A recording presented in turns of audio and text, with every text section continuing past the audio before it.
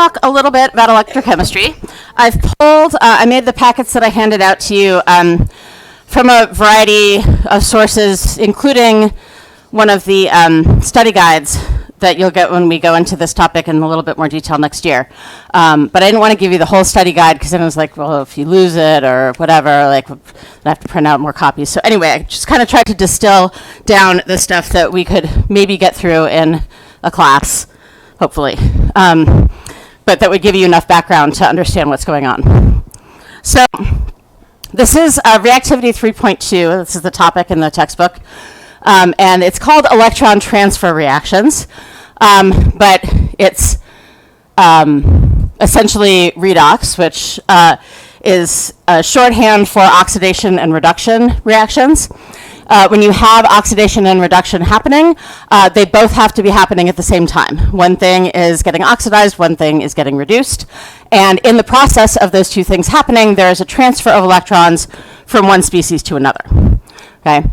So we can define oxidation and reduction. This top definition is the key one.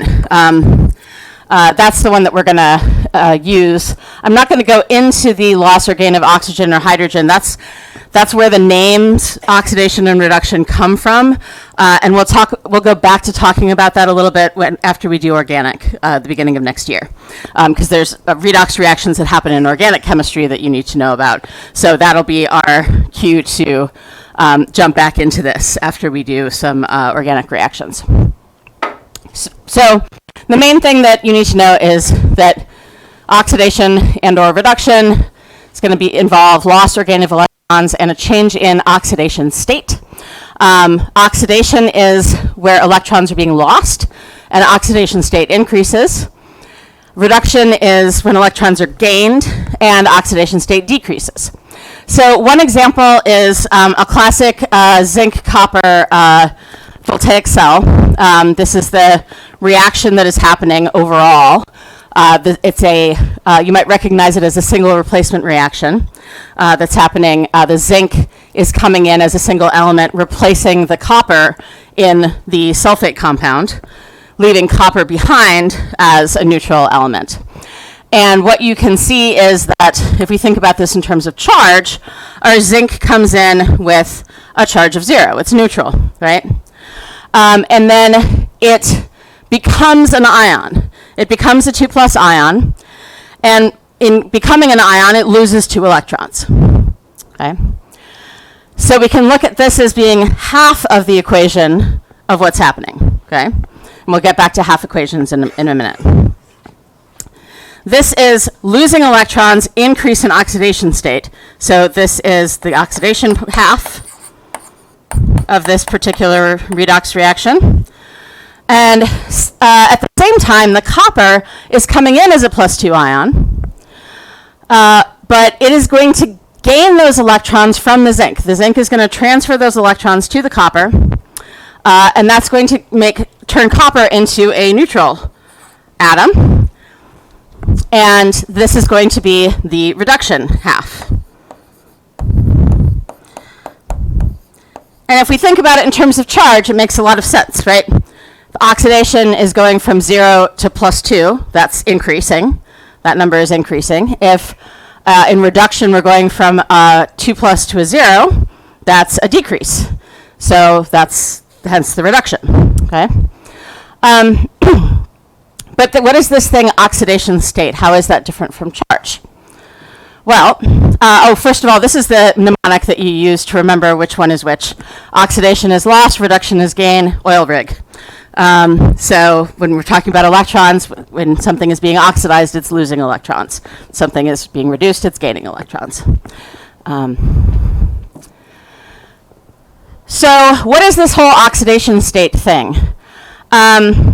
So oxidation state is kind of like a charge. It's like a hypothetical charge that an atom would have if all of the bonds in the compound are 100% ionic and not covalent. Okay? And so we kind of have to make it up / deduce it rather than our ionic charges in ionic compounds where we can readily see what charges the cations and anions you're going to have. And it's going to be what you've learned in the past is typically a binary ionic compound with one cation, one anion. It might be tertiary in that you might have a polyatomic ion, but it's still going to be one cation, one anion. Things get a little bit more complicated when we start broadening that definition to more complex structures and to pulling our covalent compounds into this concept of having positives and negatives.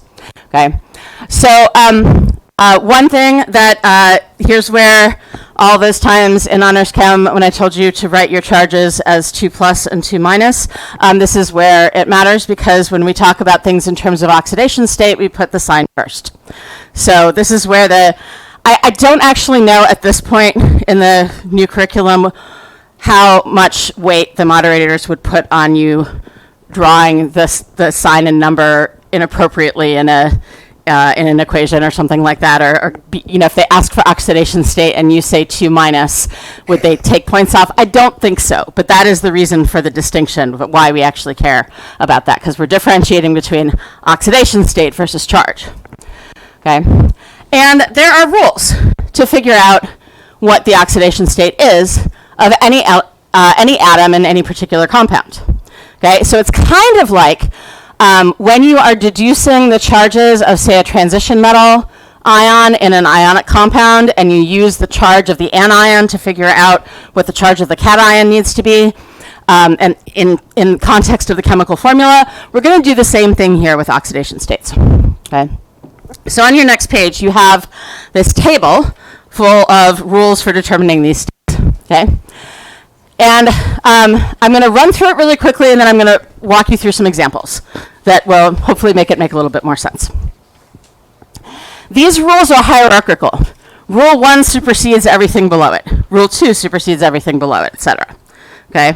So first rule is, if you have an element by itself, even if it's a diatomic element or something like P4, where you have a molecule made up of multiple atoms of one particular element, the oxidation state is 0. So just like having a neutral ion, okay, there's a 0 oxidation state when we have an element by itself. Okay, just like ionic compounds and charges, the sum of all the oxidation states has to add to 0. So in water, the oxidation state of the oxygen is -2, the hydrogen is +1, it adds up +2 -2 to 0. So even though the hydrogen in water isn't really an ion per se, we can think about it that way. And these rules are sort of going to tell us how to assign those charges, or those oxidation states. If you do have an ion, the charge is equal to the oxidation state. Okay, so if I have a +2 magnesium ion, +2 is the oxidation state for that magnesium atom. And so forth. So if you have an actual ion in an ionic compound, the charge on the ion is the oxidation state. Okay. Hydrogen is always +1, except when it is an anion in a metal hydride, which is usually going to be a group 1 metal like sodium. You don't see this very often. So that's a rare exception. Hydrogen is -1. So if we look at something like methane, CH4, okay, hydrogen is +1. It's not a metal hydride, so the hydrogen is +1. That means that each of those 4 hydrogens is +1. That means the carbon has to have an oxidation state of -4, because it has to balance out the 4 + 1 hydrogens. Okay, so it's very much like balancing charges in a compound, just extended a little bit more.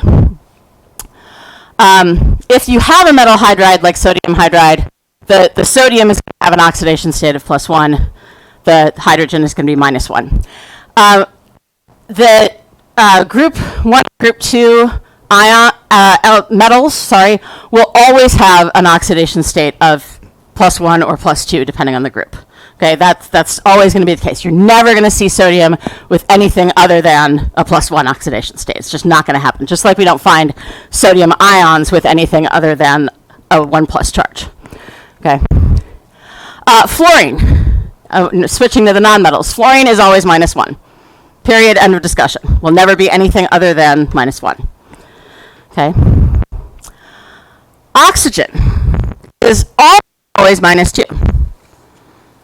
However, if it is combined with fluorine, then it will be subservient to fluorine. Okay. So OF2 is a compound, oxygen difluoride, where because we have 2 fluorines, that's 2 -1, or -2, then that means our oxygen in that compound has to be +2. Okay, so oxygen will never form a +2 ion in an ionic compound. But in a covalent compound like this, we can assign oxygen an oxidation state of +2. Okay. Also, hydrogen peroxide. I haven't seen much in the curriculum with other peroxides. Probably don't have to worry about this much, but in hydrogen peroxide, again, the hydrogen rule comes first. So our 2 hydrogens give us a +2. That means our 2 oxygens together have to give us a -2. That means each oxygen is -1. Okay, so all of this is just logic. We're not going to spend too much time on this. Okay. Chlorine is -1 unless it's in a compound with oxygen or fluorine, and then it can be other stuff. Okay, and you'll see that in polyatomic ions that have chlorine, like the chlorates, chlorite, hyperchlorite, stuff like that. You'll see oxidation states varying. If you have a polyatomic ion, like the sulfate ion, the overall oxidation state is equal to the charge on the ion. So overall, SO4 has a -2 oxidation state. So in that case, we're not adding to 0, we're adding to the charge of the ion. Okay? So in this case, our oxygens, we have 4 oxygens at -2 each. Okay? So we've got -2, -2, -2, -2 for our oxygens. So you would think our sulfur, if we had to add to 0, would have to be +8. But we are keeping one of these -2s as the charge, so our sulfur only has to balance out 6. So our sulfur in this case is going to have an oxidation state of +6.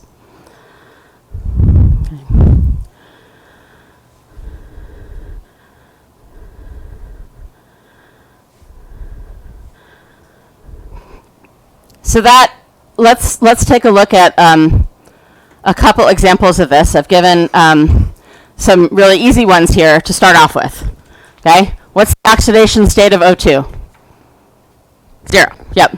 N2, Cu, all of these are 0. Okay, anything that is by itself as an individual element, even if it's a polyatomic element, it's 0. The ions are going to be whatever their charge is. Okay.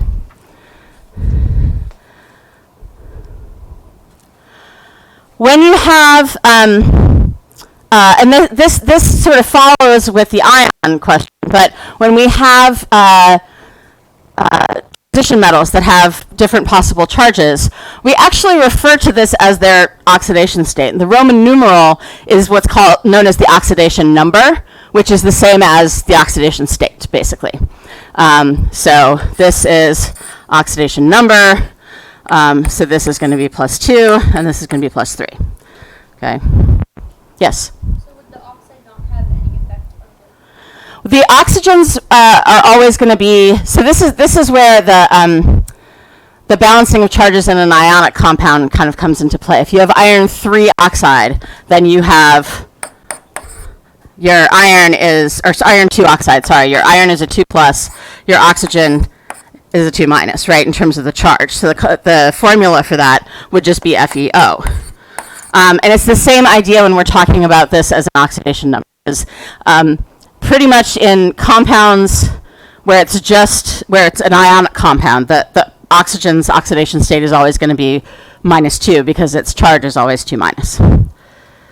So the fact that it's what would be different if you had iron 3 oxide is the formula of the compound would be different. Does that kind of answer your question? Okay, so if it was iron 3 oxide,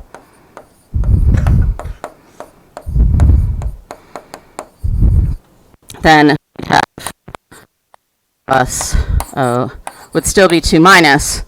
We'd pull a little crisscross there, and we'd have Fe2O3. These are both iron oxide, but they're different compounds with different behavior and reactivities. So, so we have to specify with the Roman numerals in the name which one we're talking about. I get that, Yeah. but why would the oxidation of 2 plus and not like 1? Oh, why would it not be 1? Because this Roman numeral tells us that this is an iron with a 2 plus charge. And this tells us this is chromium with a 3 plus charge. Because iron, the typical charges for iron are 2 and 3. Same thing with chromium. Some things like manganese can have 7 different charges, 7 different oxidation states, depending on the situation that they're in. Yeah? So what happens with the oxygen's 2 minus? It's not like it doesn't end up being 0. So What do you mean? like in the iron oxide. So I'm saying that this is the metal ion. So the iron is plus 2, the oxygen is minus 2 in both cases. So it's just acid. Yeah. Yeah. So the oxidation number as a Roman numeral is only going to apply to transition metals, and then in terms of oxidation and oxidation states, it can also apply to things like sulfur that can have different oxidation states. Sometimes you'll see compounds listed as like, sulfur 8 oxide or something like that with the Roman numerals. You don't see that very often, but that is technically a correct way to do it. Okay. So if you see a metal ion and with or any element that is followed by a Roman numeral, that is its oxidation state. Okay.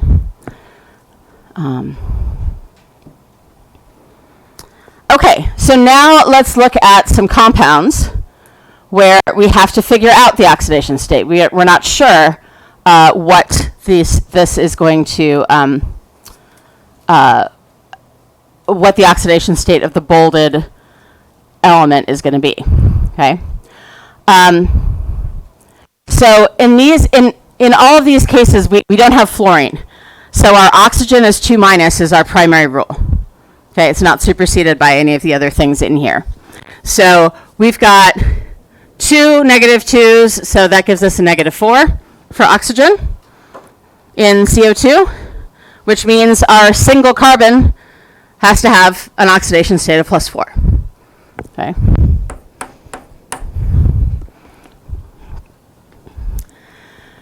In the case of Fe2O, if I wanted to write the name of this iron oxide, I would have to figure out what the charge is, aka the oxidation state on the iron. I only have 1 oxygen, so it's negative 2. The irons together have to give me a positive 2. That means each individual iron is plus 1. Okay? So this would be iron 1 oxide.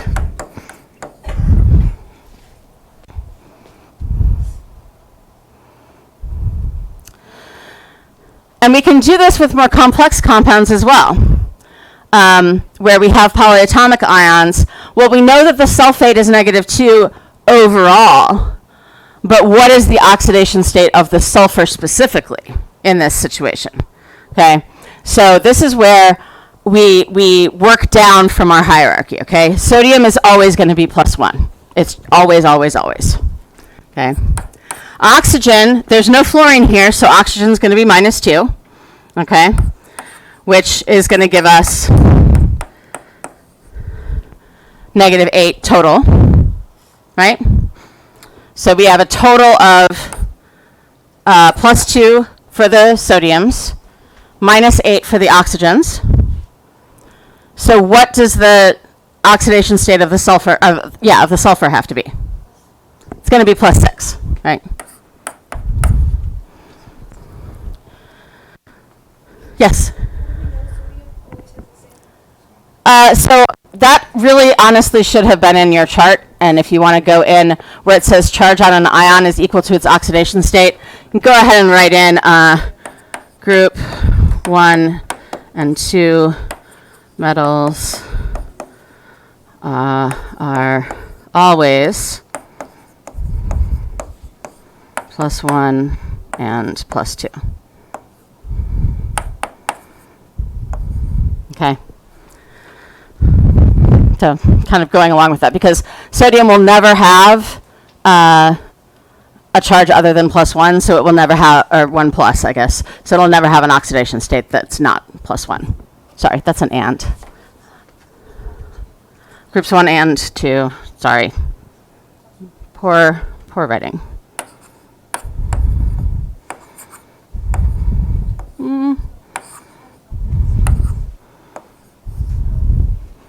Okay.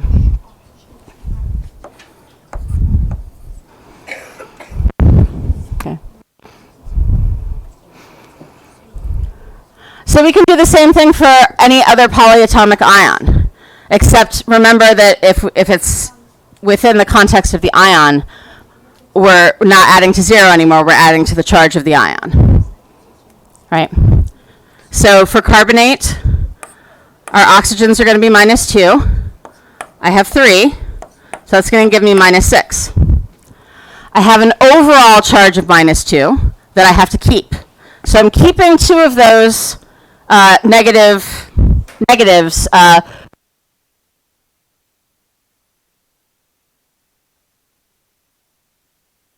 Right. So my carbon is going to be +4. So there's just 1 carbon. Okay. So do you phosphorus? Tell me what the oxidation state of the phosphorus is in the phosphate ion.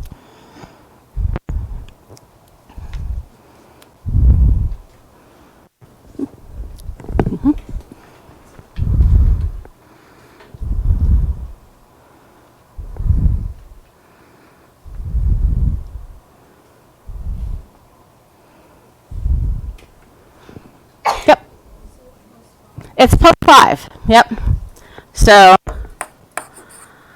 this is going to be -2 times 4 is -8, right?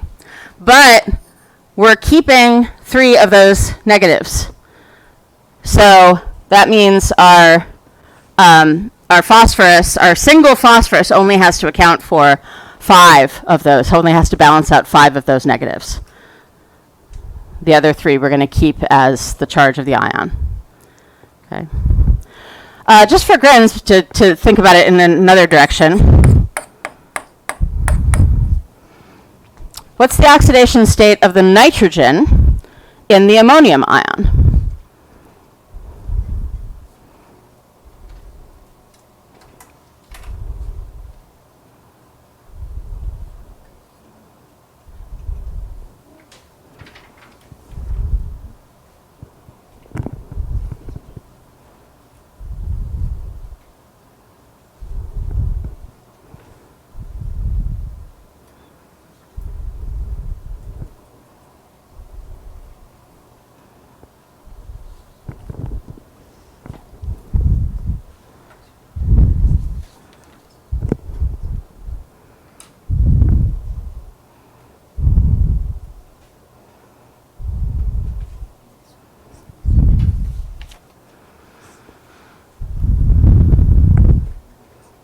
So Nathaniel, what did you come up with? 3, negative or positive? Negative, yep. So our nitrogen is going to be -3 because we have 4 hydrogens. So we have +1 times 4 is +4. We're going to keep one of those pluses as the overall charge of the ion. So we only have to balance out 3 of these. So our nitrogen is going to be -3. Okay. Don't worry about this part too much, but I did want to kind of go through it so that you could see now going into what's actually happening in these reactions. Okay, so we're gonna run into tomorrow a little bit on this, but I'll make sure that you still have time to do the iodine clock.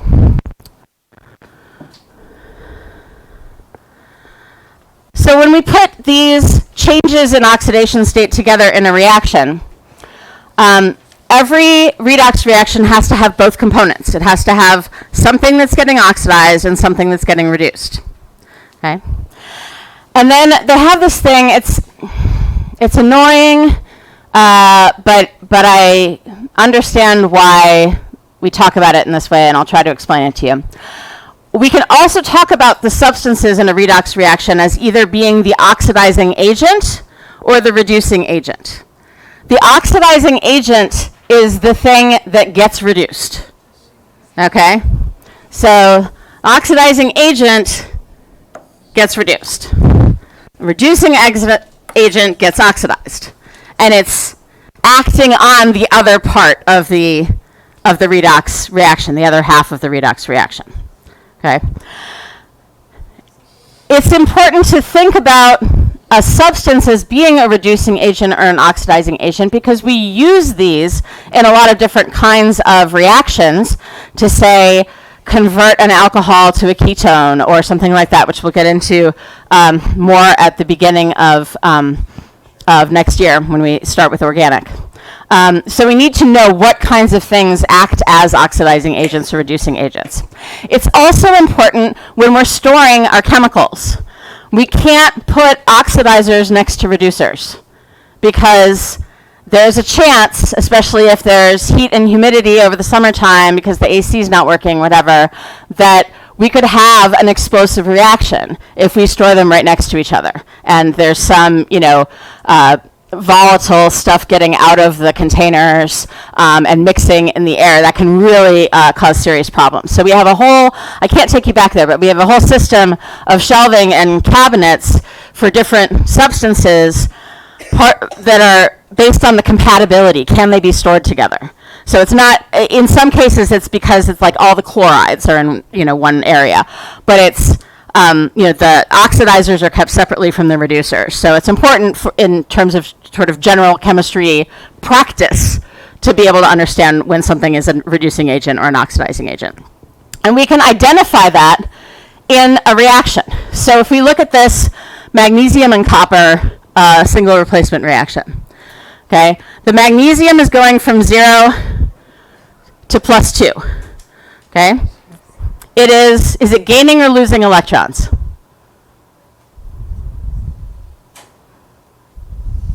Yeah, it's losing electrons, which means it's going to be oxidized, okay? So the magnesium is being oxidized, and it is acting as the reducing agent.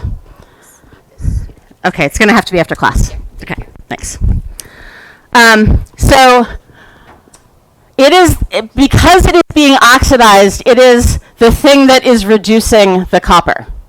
Okay? So that's the idea behind this oxidized, reduced, oxidizing agent, reducing agent. The backwardsness of it is because whatever is being oxidized is the reducing agent. The copper is going from +2 to 0. That's going down. It's being reduced. It's gaining electrons. But in that process, it is oxidizing the magnesium. Okay? So it's just the backwards thing. But being able to identify the oxidation states of different substances in a compound helps you identify within a reaction what it is that's being oxidized or reduced, what it is that's acting as the oxidizing or reducing agent. Okay? Both with the zinc and copper single replacement reaction that we looked at earlier and this magnesium and copper single replacement reaction, those both might have been things that you did with your lemons yesterday. If you put magnesium and copper as your two electrodes, or zinc and copper as your two electrodes, you should have seen a voltage.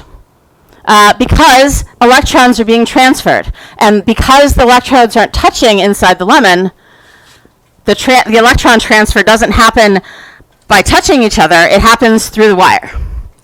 Okay, so that's what we're getting to, and I will finish talking about how this applies to electrical cells and batteries tomorrow. Okay, and you'll kind of see a little bit more about what was actually happening with the Levin batteries.